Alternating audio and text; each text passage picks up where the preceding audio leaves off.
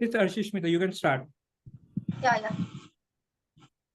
A very welcoming Zabin and good afternoon to all. I'm Archishmati Talwar, currently dedicated to pursuing my undergraduate studies in dentistry at Babasaheb Ambedkar Dental College and Research Center in Kolhapur.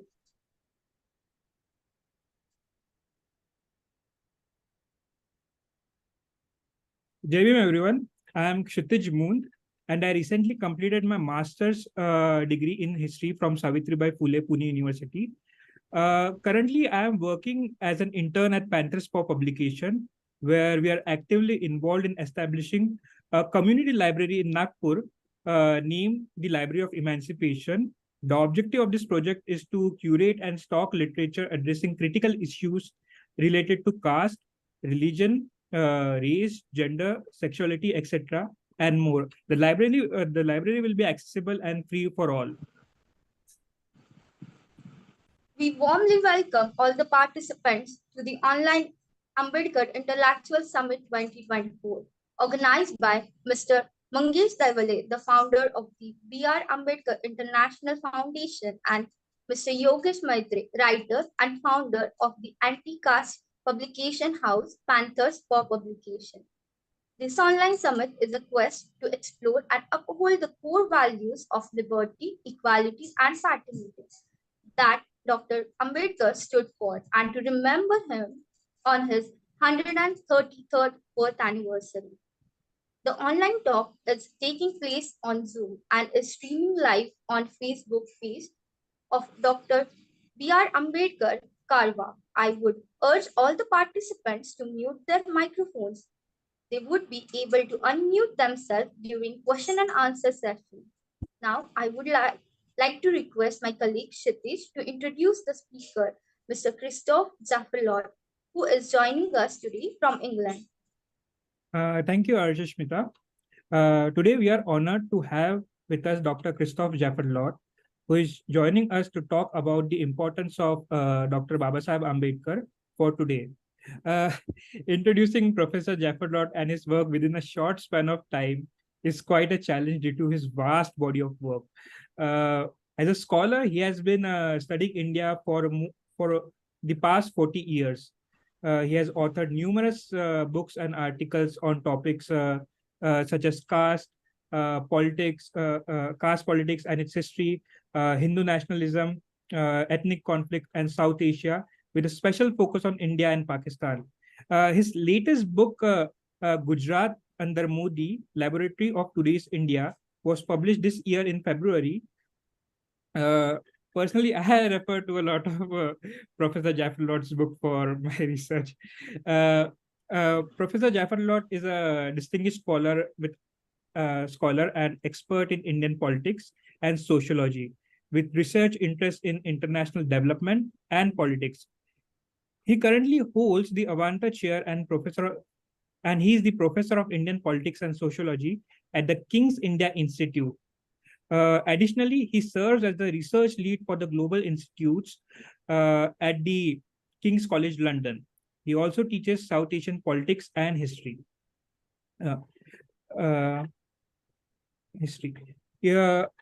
He also teaches South Asian politics and history at Sciences Po, Paris, and is an overseas fellow at the Carnegie Endowment for International Peace, which reflect his global impact and recognition in the field. He was director of the Center of International Studies at the Sciences Po between 2000 and 2008. He was awarded the Ramnath Goenka Award for Excellence for Commentary and Interpretative Writing in 2011. He is a contributing editor at the Caravan and also contributes to the columns of the Indian Express. He also works as a senior editor at the Hearst book series on comparative politics and international studies. And he's a regular commentator on Indian and Pakistani politics across different continents. Professor Jaffrelot has a PhD in political science from Sciences Po, an MA in history from the University of Paris, Sorbonne, and an advanced degree from the School for Advanced Studies in the Social Sciences. His contribution to academia, public discourse, and cross-cultural understanding are truly remarkable and worthy of admiration. I now invite Professor Jaffrelot to lead the final talk. for the Online Ambedkar Intellectual Summit 2024. Welcome, Professor. Thank you. Thank you very much for this kind introduction. And of course, thank you for the invitation. And therefore, I need to thank Mangesh, who is, of course, very much instrumental in keeping this link, as well as Sandeep, who is also on the call. And thanks to whom my book on Ambedkar is now available in Marathi, which is, of course, a great addition to the other languages. It was available in, of course, French, English, and Hindi and Tamil. And now it's not only Marathi, but also Urdu and Malayalam. Anyway, I'm going to share my screen so that you can see my PowerPoint, and you let me know if you cannot see it properly. I hope you can. What I'm going to do is to document the question you have asked me to deal with. Why is Dr. Ambedkar so important for today's India? Well, I think he is as important for India today as he was in the past, as he was as the architect of a democratic revolution that was supposed to go beyond politics. You know, when he mentioned this notion of a democratic revolution, Babasaheb Ambedkar systematically emphasizes that he is not interested in political democracy only. He wants social and economic democracy as well. And in my presentation today, I will cite him a lot because he is so crystal clear that there is no need to paraphrase him. You can just cite him, and it is enlightening you immediately. So the first quote I would like to cite is from a speech he delivered in 1933 at the All India Trade Union Workers Study Camp in Delhi, where he said, "Social and economic democracy are the tissues and the fiber of a political democracy. The tougher the tissue and the fiber, the greater the strength of the body. Democracy is another name for equality. Parliamentary democracy developed a passion for liberty. It never made even a nudging acquaintance with equality." Soon after,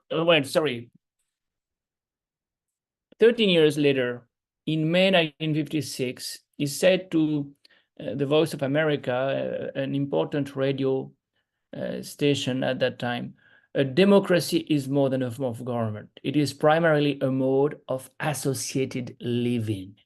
The roots of democracy are to be searched in the social relationship, in the terms of associated life between the people who form a society." So when you have this starting point, the objectives are very clear. Nothing else but liberty, equality, and fraternity, in order, in particular, to emancipate the Dalits from the caste system. Because clearly fraternity needs to be added to liberty and equality if you want to go beyond purely political democracy. How to reach there? Well, Babasaheb had a very consistent trajectory. He started as an intellectual to study the problem, for understanding the problem fully. Then he turned to social reform, and he wanted to reform society at large, including his own community. So he started to fight for social and political rights. But that took him to another field, that is party politics and institutional politics, official politics.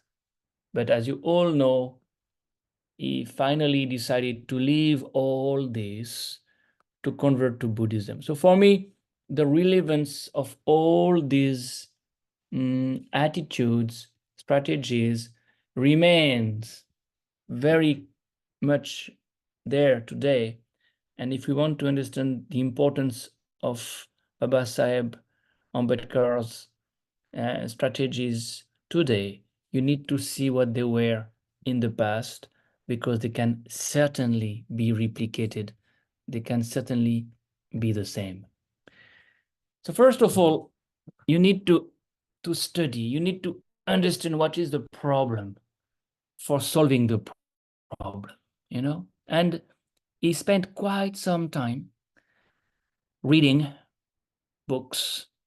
As you know, he had a huge collection of books. He started as a scholar. He is a scholar. I know many of my colleagues do not agree and look at him as a politician or at the most a statesman. I look at him as a scholar, first of all, who studied social sciences. He is a social scientist. You see him here as a student in the US and in London. By the way, I don't know if you saw the book we co-edited recently with Santosh and William Gould, Santosh Das and William Gould. The book is called Ambedkar in London. It will be published very soon in India. Rupa is doing the Indian edition. We've seen the cover. It's a question of weeks now. And I found it absolutely fascinating to immerse myself in an understanding of what Babasaheb did in London, reading at length the social scientists of the time, and doing, of course, a lot of research in economy, in the domain of economy, because he did a PhD in economy. Yeah, with the support of some Maharajas, including, of course, the Maharaja of Kolhapur. And this is something we always must remember, that he could climb the ladder with this outside support. The British, of course, helped him a lot. Some Maharajas also helped him a lot. And as a result, he became a symbol of knowledge, a man with degrees, a list of degrees that is unbeatable, really, to finally become a lawyer. What did he say as a scholar? Well, he said something very, very important. He said, in the caste system, we have a variant of what is inequality. And he says, well, it's not like the kind of equality you saw in Europe during the Middle Ages, with the aristocracy, the clerics, and then the third estate. It's not even what we saw in Russia before the 1917 revolution, where you had an urban and a rural proletariat. In both situations, you can have a revolution because you can amalgamate a majority. The third estate can make the 1789 revolution in France.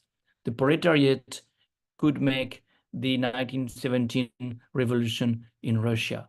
In India, it's more difficult to have a revolution, because the kind of inequality you have is what he called graded inequality. And let me read this very long quote, but really illuminating quote, for making clear what he meant by that.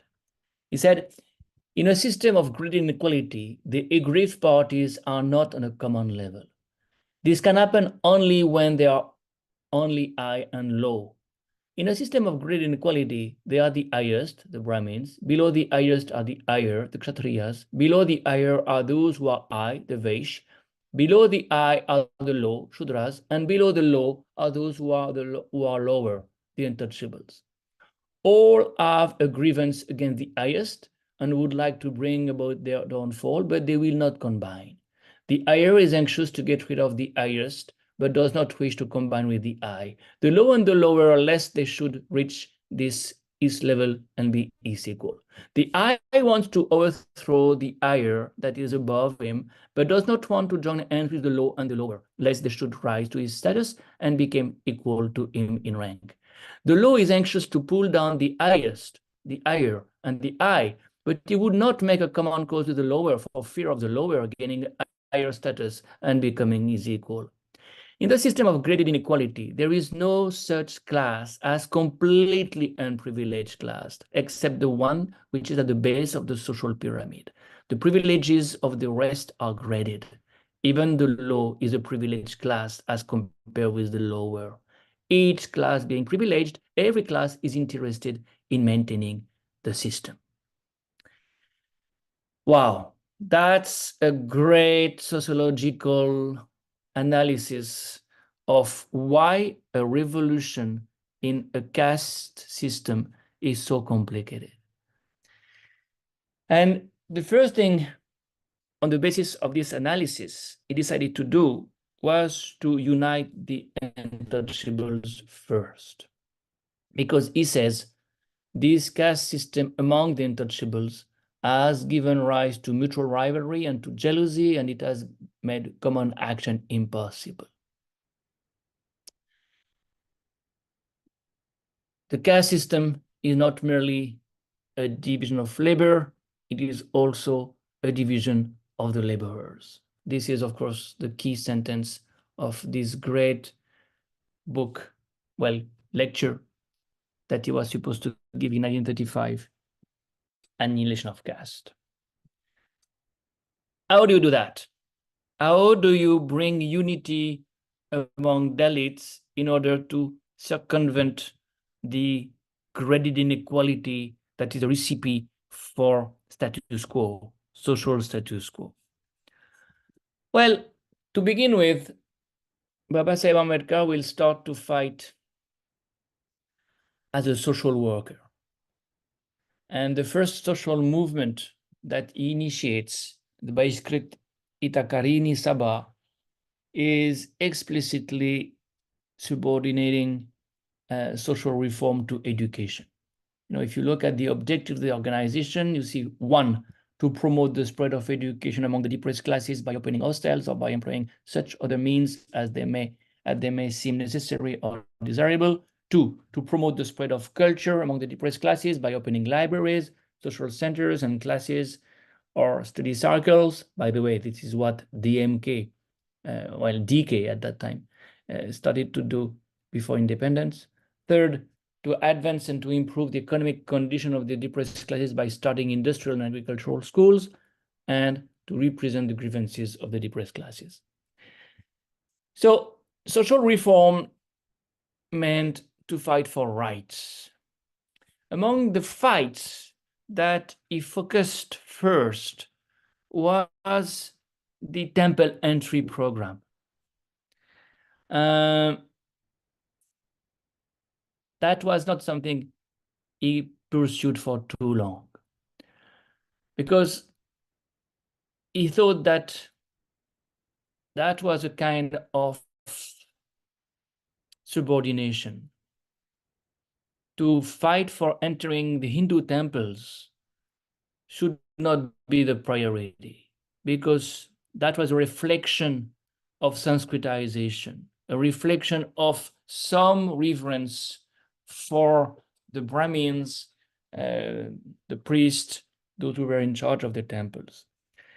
Another fight that he found much more important was to fight for access to water tank. And this is a famous 1927 Mahat Satyagraha. I used one of the photographs, one of the paintings presenting this Mahat Satyagraha as a cover for one of my versions of my biography of Dr. Ambedkar. Not only they took water, but they burned the Manusmriti on the same day, in the same satyagraha. After that, Babasaheb lost somewhat interest in social religious movements. And that was clear when he declared on the day of the big festival of Kondoba, how many generations of ours have worn themselves out by rubbing their foreheads on the steps of the god? But when did the god take pity on you? What big thing has he done for you? Generation after generation, you have been used to clean the village of its garbage, and God gave you the dead animals to eat. In spite of all that, God did not show you any pity.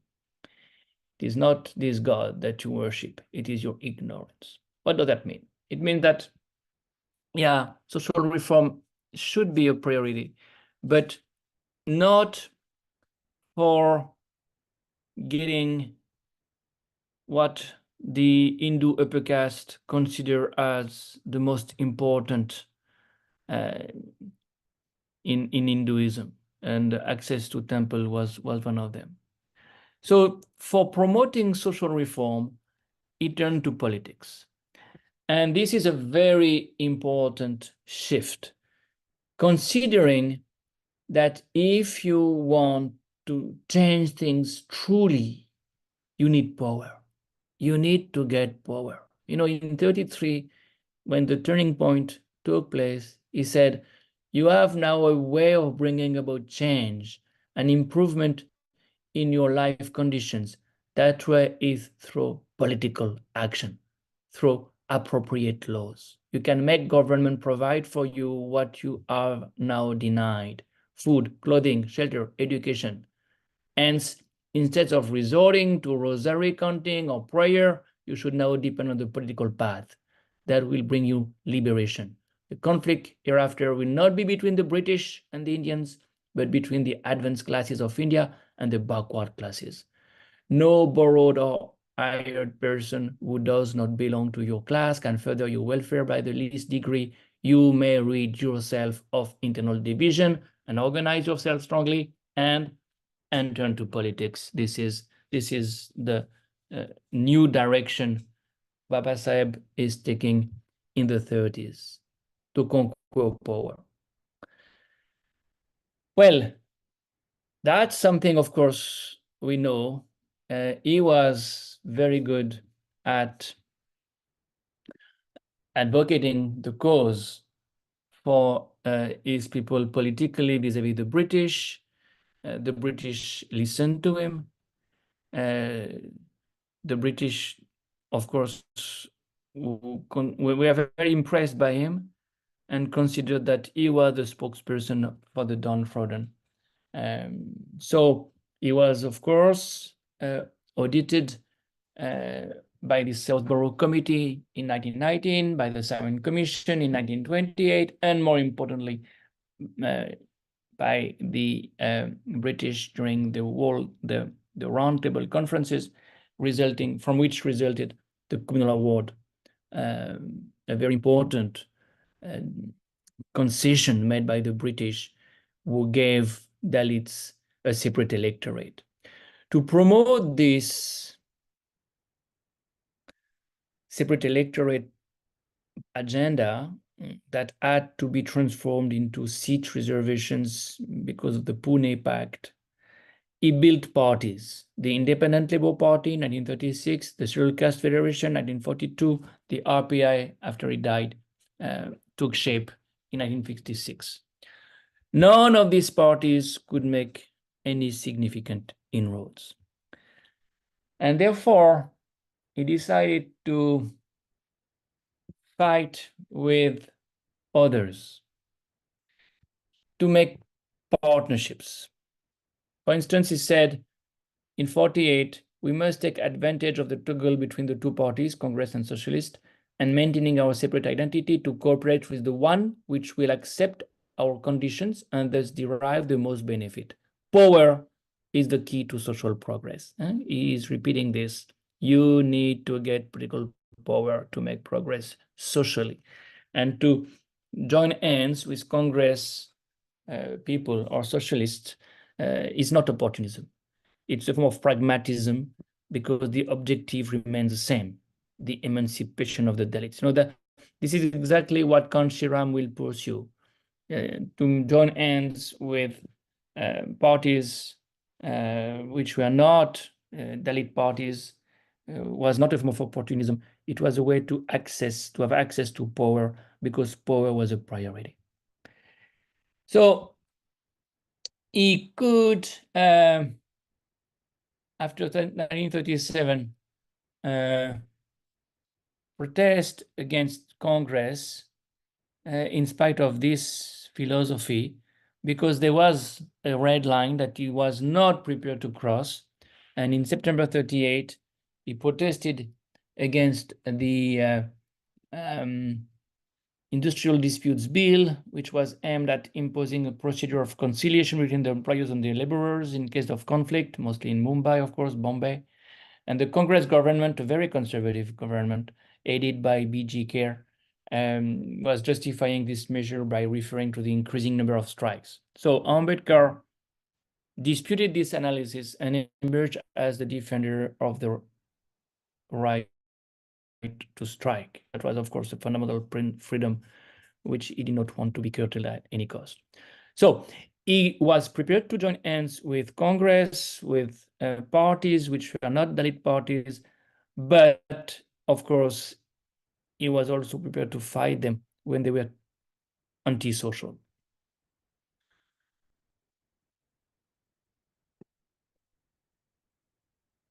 And the same thing with the British. That's a very important lesson that you need to learn from him. He had no inhibition. If joining hands with the British could help the Dalits, then why not? And in 1941, he joined the Defense Advisory Committee set up by the Viceroy to involve Indian leaders in the war effort and to give this forced participation of India in the conflict a greater legitimacy. He was absolutely clear with that. He had no problem supporting the British, provided they gave him and his people in return additional rights. By the way, this committee also comprised M.C. Raja, who was a much more moderate Dalit leader at that time. And after 1 year as member of the Defense Advisory Committee, he joined the Executive Council of the Viceroy, and he was the labor member. He was, if you want, the first labor minister that India saw. And he used this position for improving the condition of the Dalits, for improving the condition of all the workers at large. So a legislation was developed, including the Indian Trade Unions Amendment Bill, that made compulsory the recognition of a trade union in every enterprise, provided it fulfills certain conditions, particularly in terms of representation. So that's why you had in the textile mills of Bombay so strong red unions at the end of the British Raj. More importantly, in this position, he could force the British to introduce reservations in the public sector. So in November of 43, 8.33% of the posts of the public sector, of the bureaucracy, were reserved to scheduled caste. And of course, that was an emulation to what the Madras Presidency government had already introduced. And he could get a quota also in the Central Assembly. When he went to the south, when he went to Madras Presidency in 44 and met Periyar, by the way, he emphasized the importance of not only reservations in the bureaucracy, in the assemblies, including the Council of the State, the upper house of Parliament, but also in technical education. And he said that his project was to give access to this kind of education to 68,000 pupils. And in the same capacity as Labour member, he indeed initiated another very important transformation, the Amendment Act, the Payment of Wages Amendment Act, and then the Factories Amendment Act, to regulate the work of women who had to work in mines at that time. And he wanted to improve the condition of the miners as a priority. So the legacy of Ambedkar is absolutely tremendous so far as social rights are concerned, so far as reservations are concerned. And that is because of his shift from party politics to more institutional forms of politics as a minister or as a member of the Viceroy Committee, first of all. Here is in this capacity when he was a member of the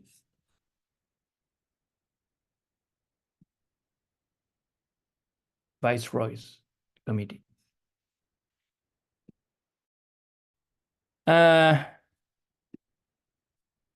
Then, after independence, of course, to collaborate with Congress made the same kind of sense.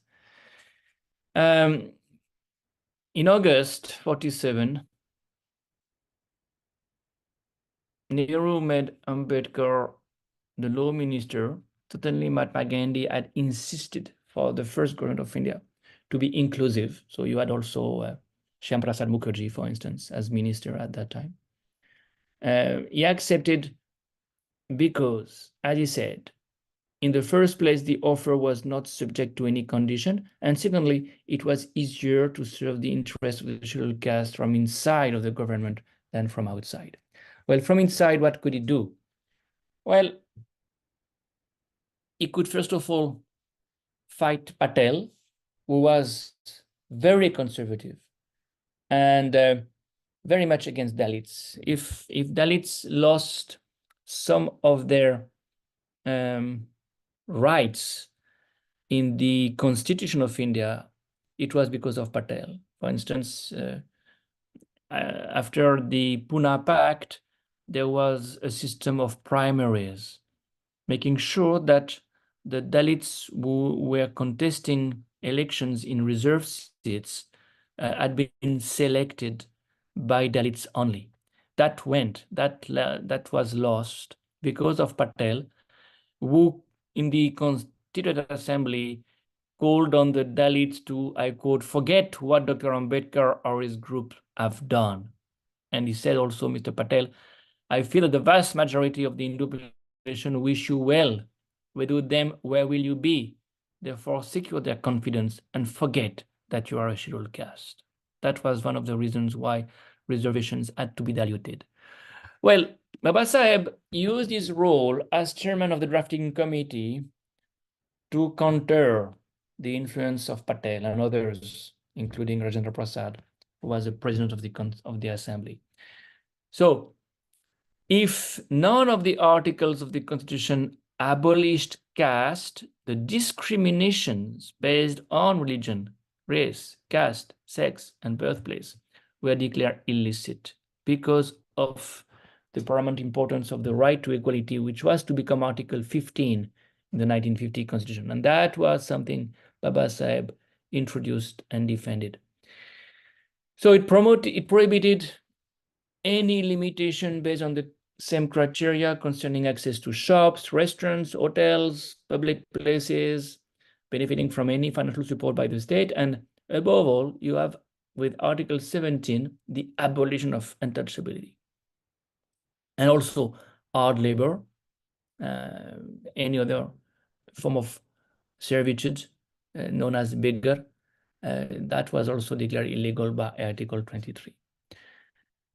Here is Babasaheb arriving at the Parliament for the Constituent Assembly debate. This is the cover of a book I co-edited with Narendra Kumar.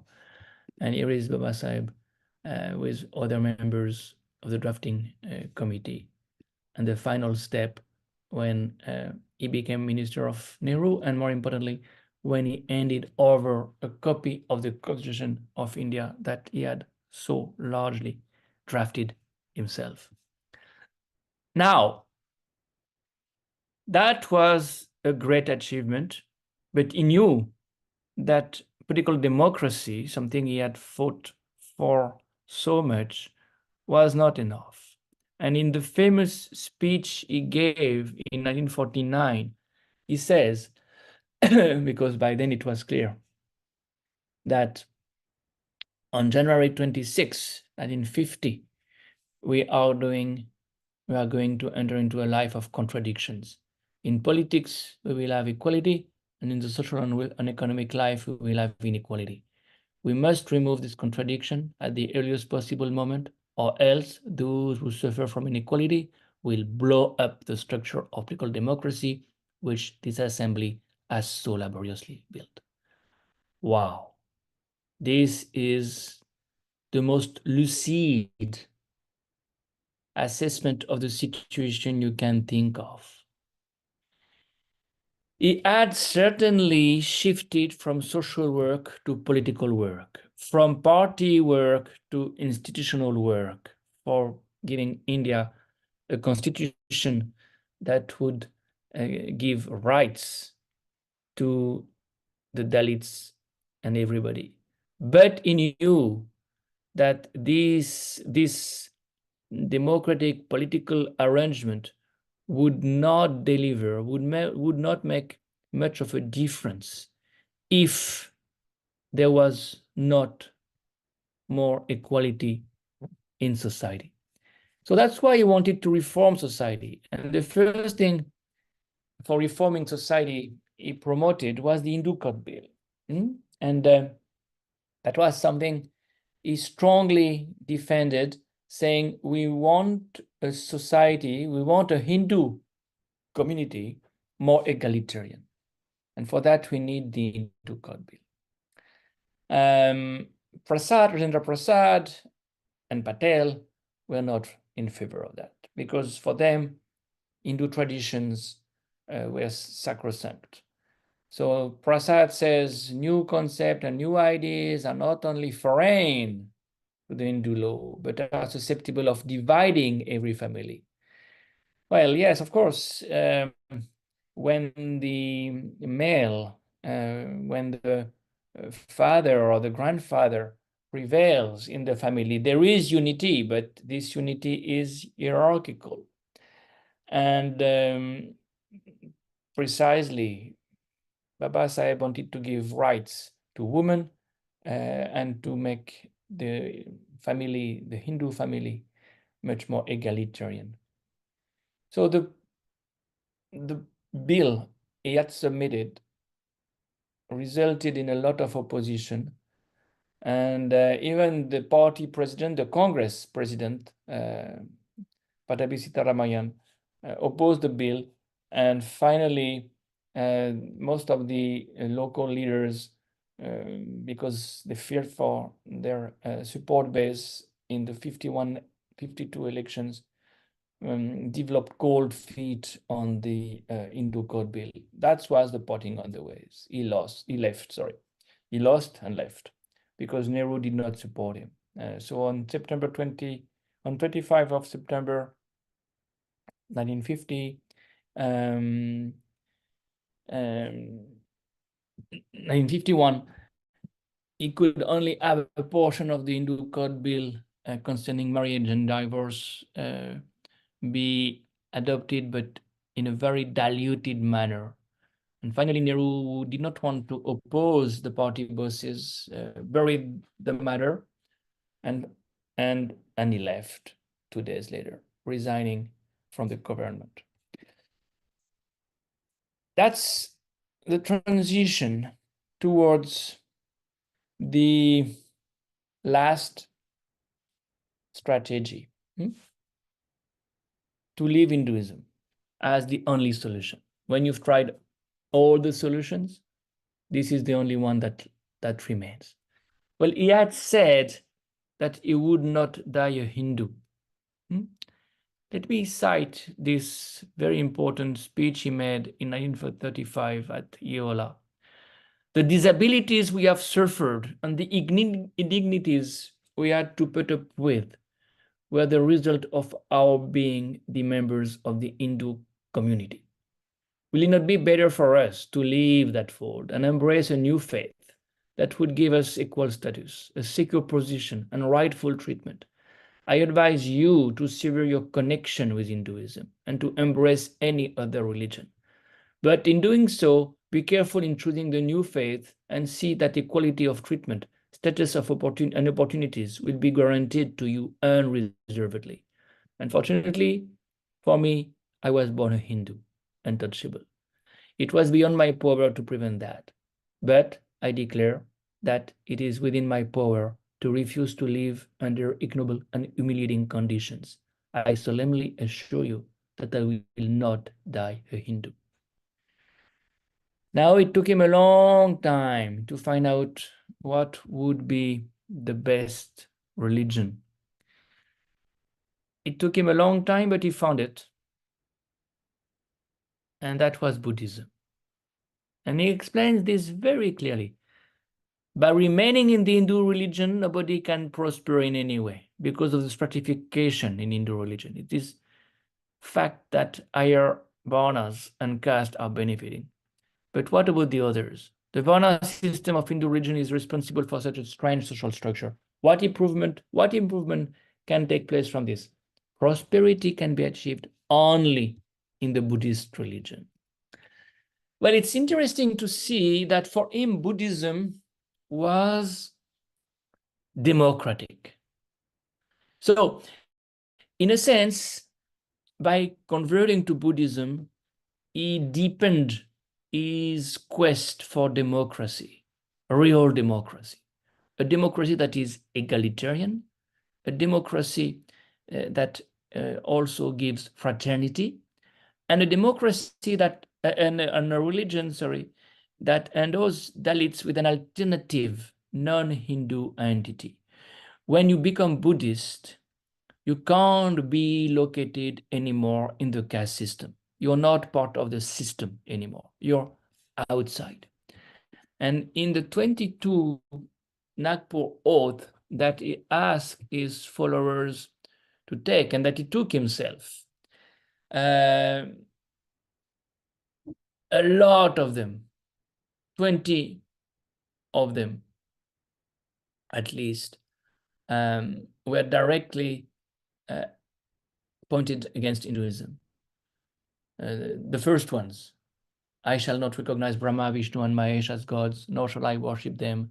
I shall not recognize Ram and Krishna as gods, nor shall I worship them. I shall not recognize Gauri and Ganapati as gods, nor shall I worship them. I do not believe in the theory of incarnation of God. I do not consider Buddha as the incarnation of Vishnu. I shall not perform Shraddha, nor shall I give offerings to God. I shall not perform any religious rites through the agency of Brahmins. I thereby reject my old religion, Hinduism, which is detrimental to the prosperity of humankind, and which discriminates between man, and which treats me as inferior. So this conversion was not only a religious decision, but also a political decision. And when he was interviewed soon after, he was asked what is his social philosophy. And he said, my social philosophy is enshrined in 3 words: liberty, equality, and fraternity. And he said, I have not borrowed my philosophy from the French Revolution. My philosophy has roots in religion and not in political science. I have derived them from the teaching of my master, the Buddha.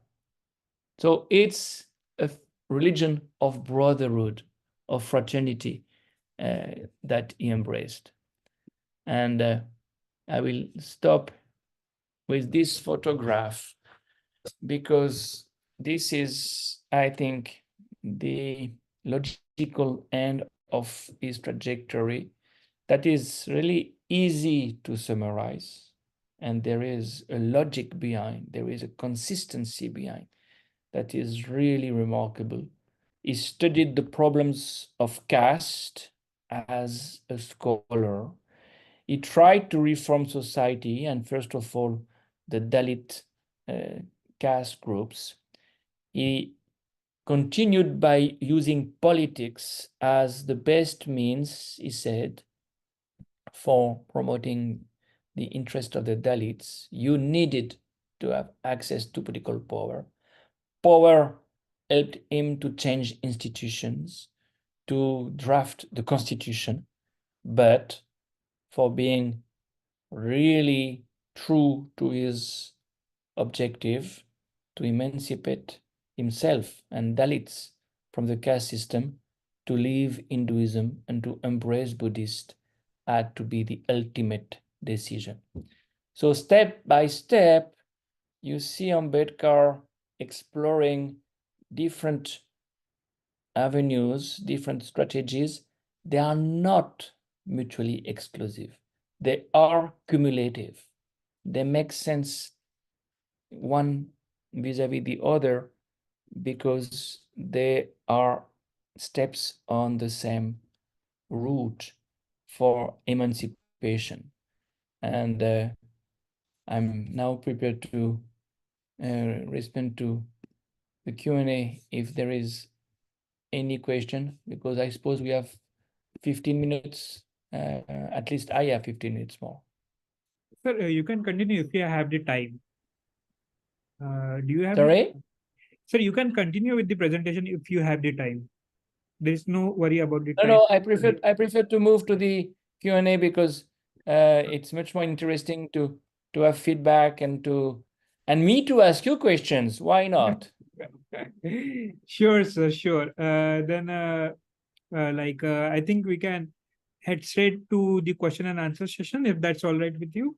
Okay, so now I will open the call for our audiences. They can unmute themselves, or they can. I want to ask a question. Yes, just a minute, please. I want to ask a question. My name is Ajit. Okay, go ahead. Please ask the question. Thank you very much for the brilliant presentation, Professor Christophe Jaffrelot. Is there a anti-caste warrior like Ambedkar? Do you have a parallel activist in France, like anti-race warrior? Well, the question does not arise because caste is not there anymore. Of course, we have class. Anti-race or anti-class warrior. Yeah, of course. I know there's no caste. This is different. Well, you still have, of course, anti-class warriors. You can't find someone of the caliber of Babasaheb Ambedkar. And it's more via organizations, via parties, via unions that you can see this fight. But it's a tough task. It's a difficult task.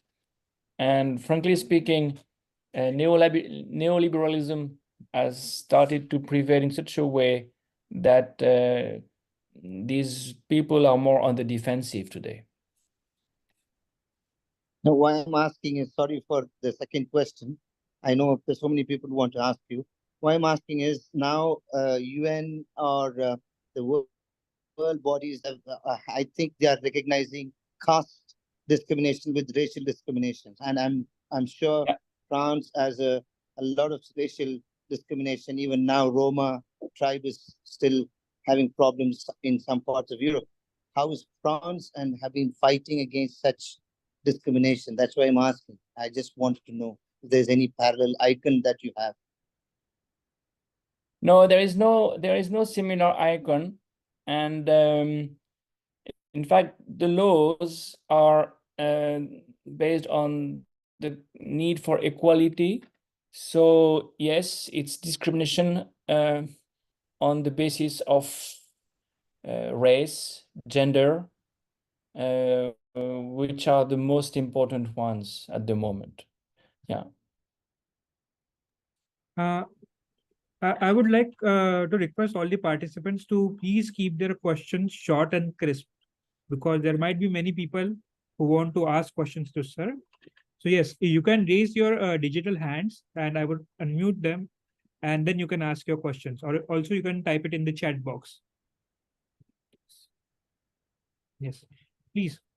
Yes, Pranav, you can unmute yourself.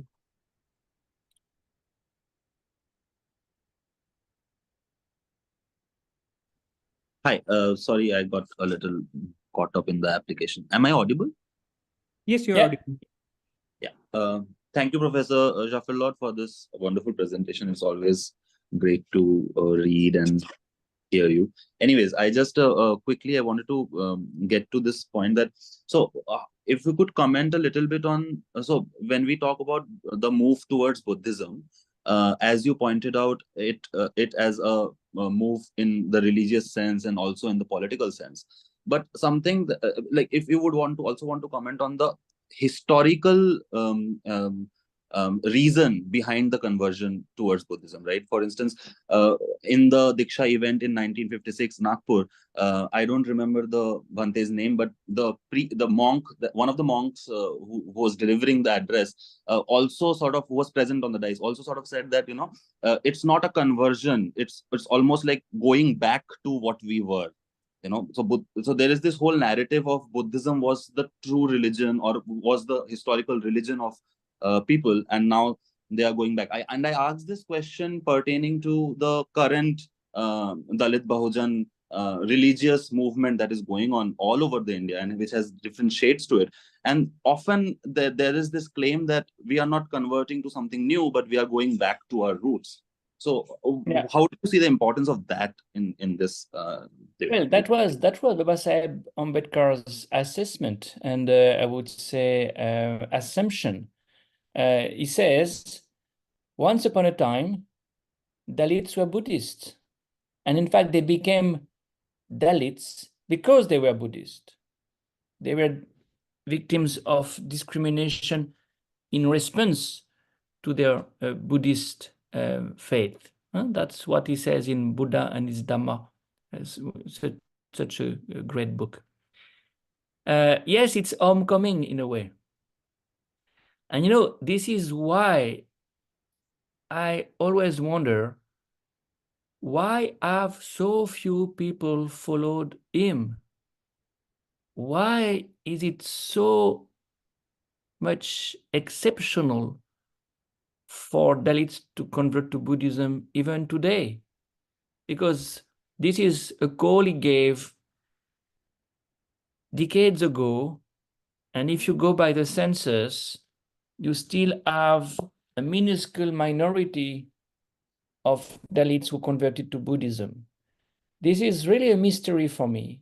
And in fact, if I may ask a question to you, is how do you explain that to convert to Buddhism has not been more popular, conversion to Buddhism has not been more popular among Dalits?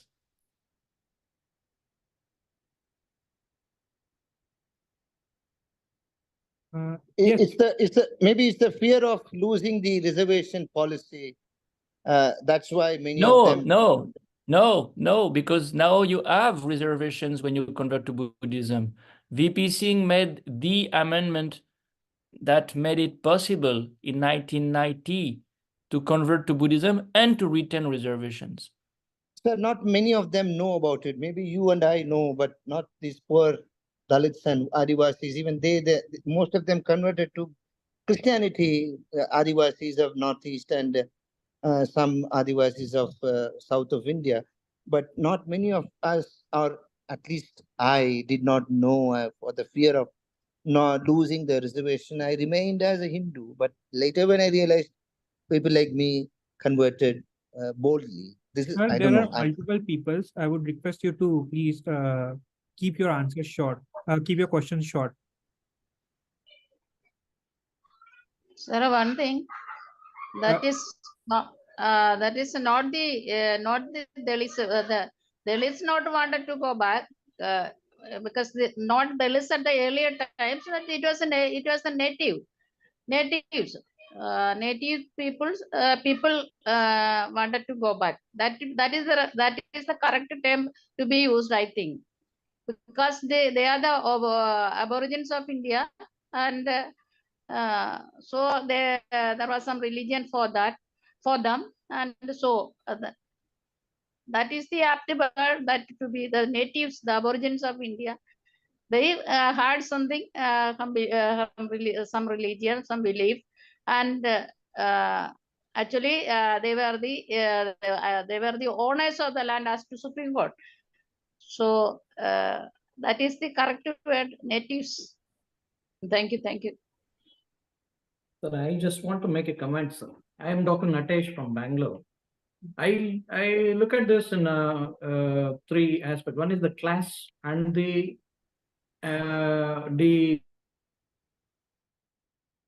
Please, I would ask all I would ask all the participants to take turn in asking questions. Please give Professor Jaffrelot a chance to reply. I think Shanu has been raising his hands for quite a long time. Shanu, can you please unmute yourself and ask your question? Please keep it short and crisp because there are multiple people.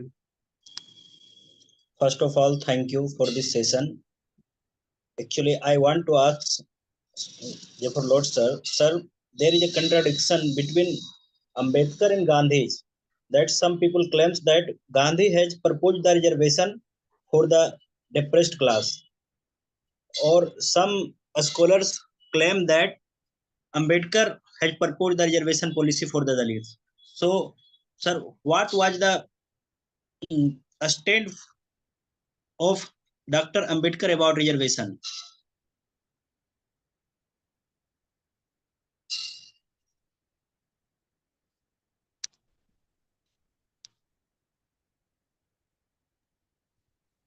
Yeah, sorry, I was muted. Dr. Ambedkar was responsible for reservations to be introduced in the public sector, for the bureaucracy especially, and also in education.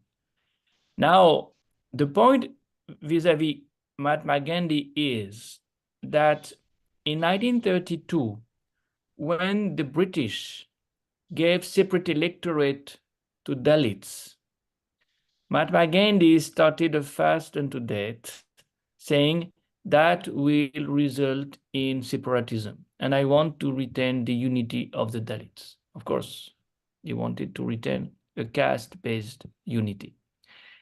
And Mahatma Gandhi suggested that instead of separate electorate, Dalits got reservations of seats. So it's a B plan for Ambedkar. Why?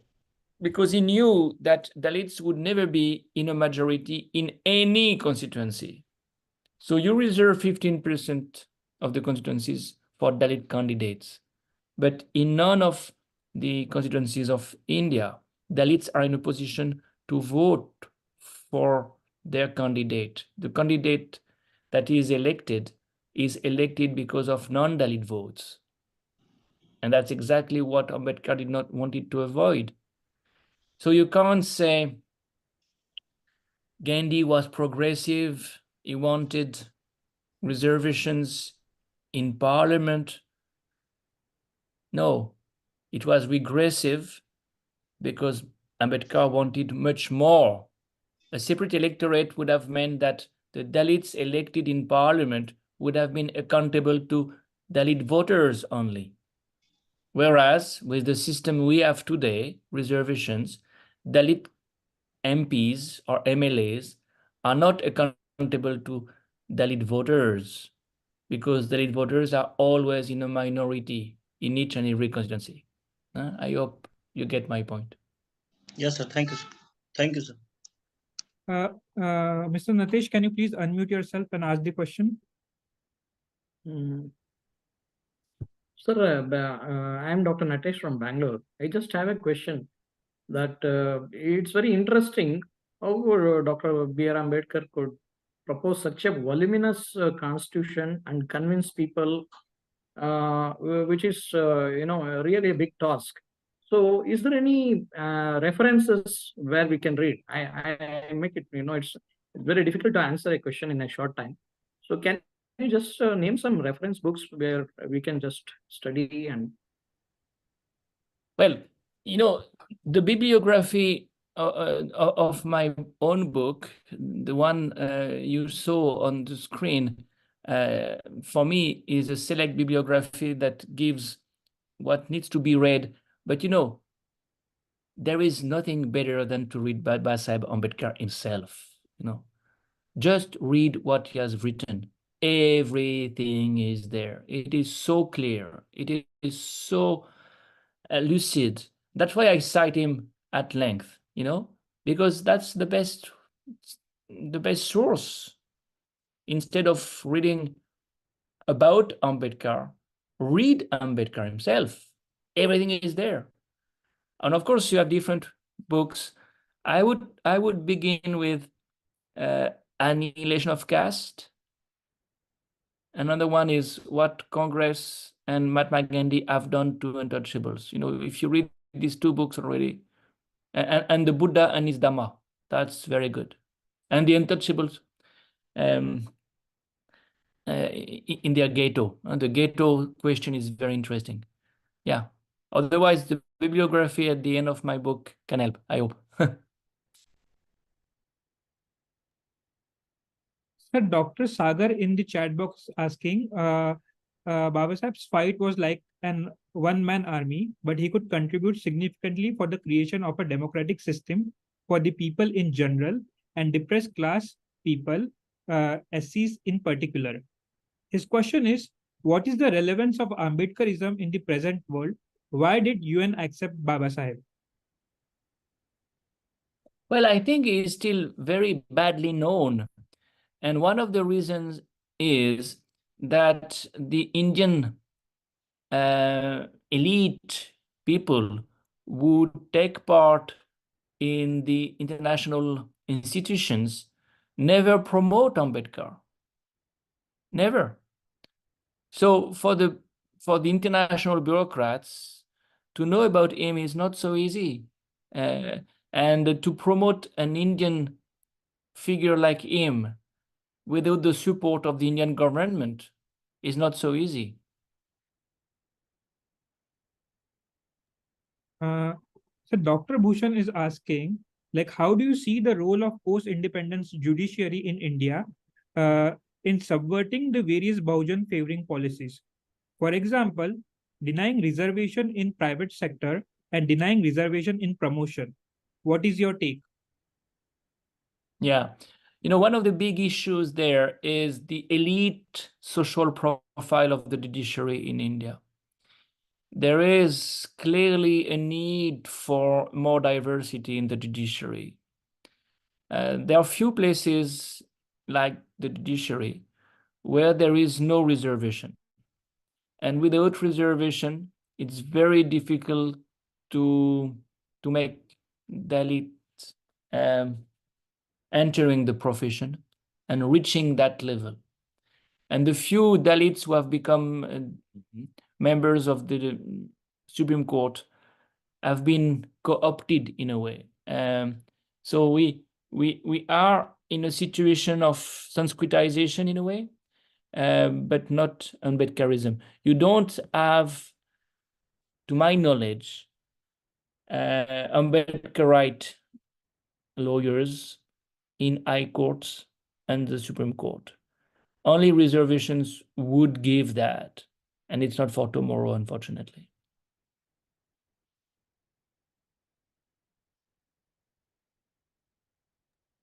Varsha, can you please unmute yourself and ask the question?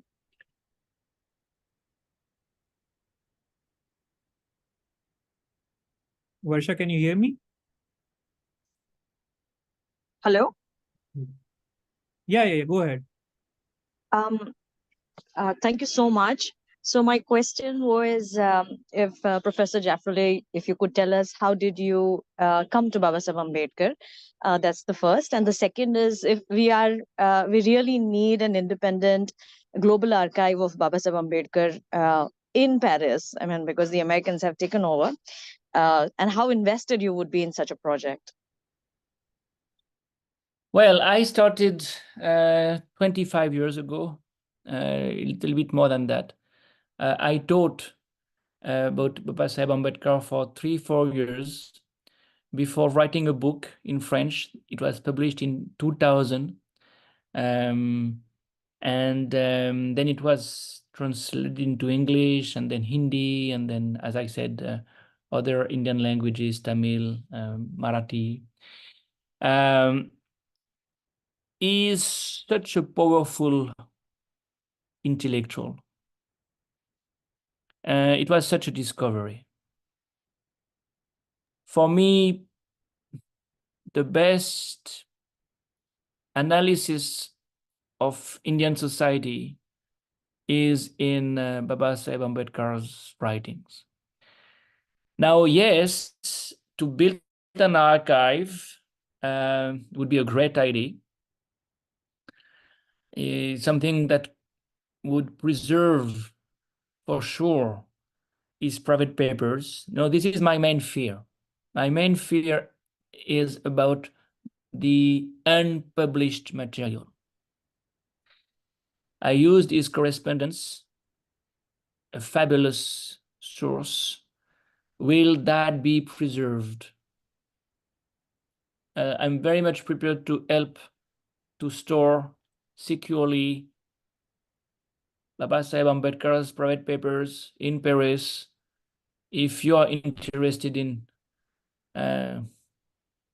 exfiltrating a copy of these letters, notes, annotated books, yeah, copies only. The originals need to stay in India. This is for Indians. This is something that needs to stay in India. But to make it accessible and to preserve it, copies of this in a place like Paris would be great.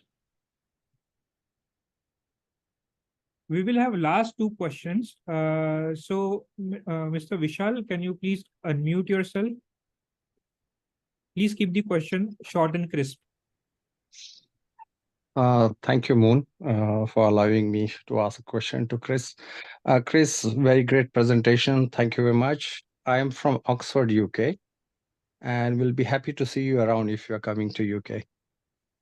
So my question is relevant to your title today, is like the importance of Dr. Ambedkar today. And given in the present political situation, I think the Ambedkar paradigm is very much important. So in your opinion, how do you think that we can revive the Ambedkarite movement? And maybe to a further extent, if you can add a point to like how we can have another Ambedkar in India. Thank you very much. Yeah, I met Kanshiram in 1989, and I think he was the closest approximate of what Babasaheb had been before. Because Kanshiram was truly dedicated to the Dalits. You know, this is not something you find in anybody else. People who sacrifice so much. Babasaheb Ambedkar could have been a very rich lawyer, not paying so much attention to the Dalits, but he preferred to fight for them. And Kanshiram was very similar. Cycling across the country, building BAMSAFE, so much sacrifice. This is the first, I mean, the main, I would say, foundational stone. You need dedication. Then you need a vision, but Babasaheb Ambedkar's vision continued to apply. And that's why I've listed all these strategies. Of course, you need a party. Of course, you need to make alliances with others like Kanshiram did for promoting the party. Of course, you need to convert out of Hinduism for emancipating yourself from the caste system. You know, Ambedkar's agenda has not been implemented. It is still there for everybody to take it up.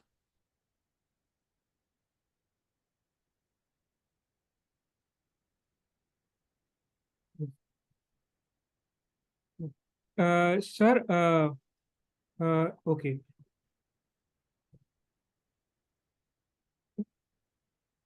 Nivesh, can you please unmute yourself and ask the question?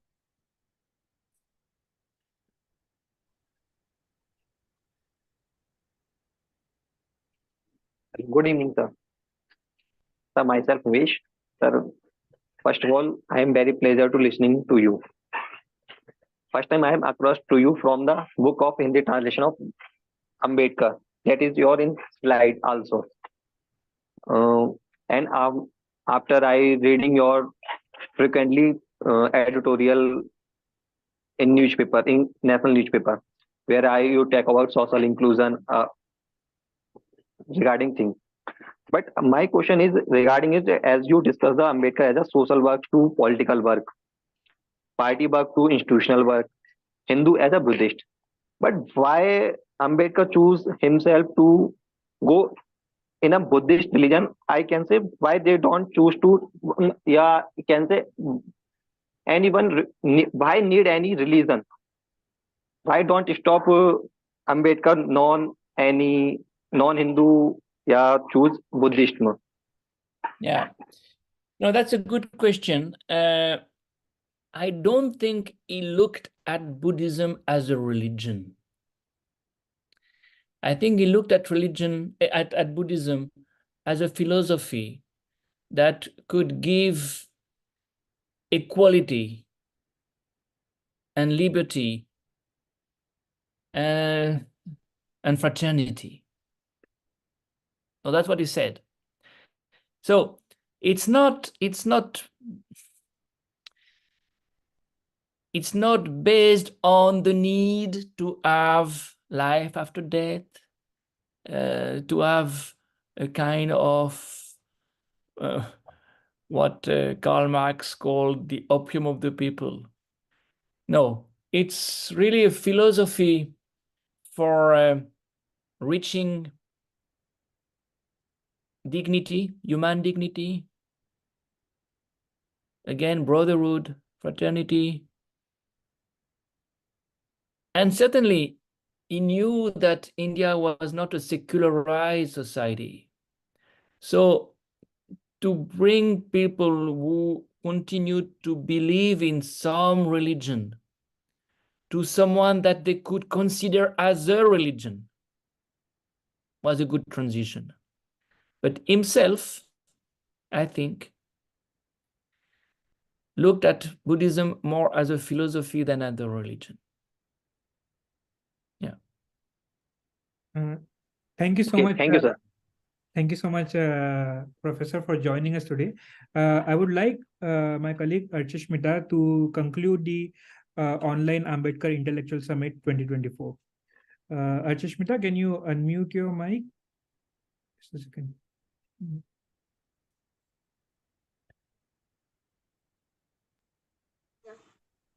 Thank you, Shitish.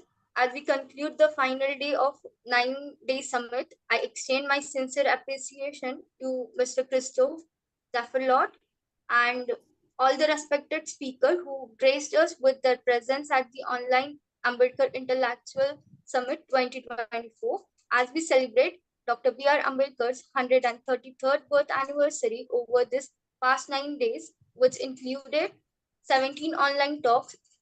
We have dwelled into various dimensions of Dr. Babasaheb Ambedkar's life and principle, celebrating his profound contribution to liberty, equality, and fraternity. I express my gratitude to all the speakers and participants whose insightful contributions have enriched this program. A special thank to the organizers, Mr. Mangesh Devale, the founder of B.R. Ambedkar International Foundation, and Mr. Yogesh Maitre, the founder of Panthers for Publication, for providing a platform that empowered young moderators to lead this event. I would also like to acknowledge the support from Dr. B.R. Ambedkar Karwa Facebook page, which facilitated our live streaming efforts. Furthermore, I acknowledge the dedicated efforts of our moderators and the volunteers who work behind the scenes for this insightful sessions. A heartfelt thank you to all the participants for actively participating and contributing to this intellectually stimulating experience. I would like to inform all the participants that all the talks have been recorded and uploaded to the YouTube channel Bodhicharya under the playlist Ambedkar Intellectual Summit 2024. We look forward to seeing you soon again. Thank you once again for being the part of Ambedkar Intellectual Summit 2024 and contributing to its success. Jai Bhim. Thank you very much, and congratulations for this great achievement. Thank you so much, Jai sir. Bhim. Jai Bhim. Thank you so much. You're welcome.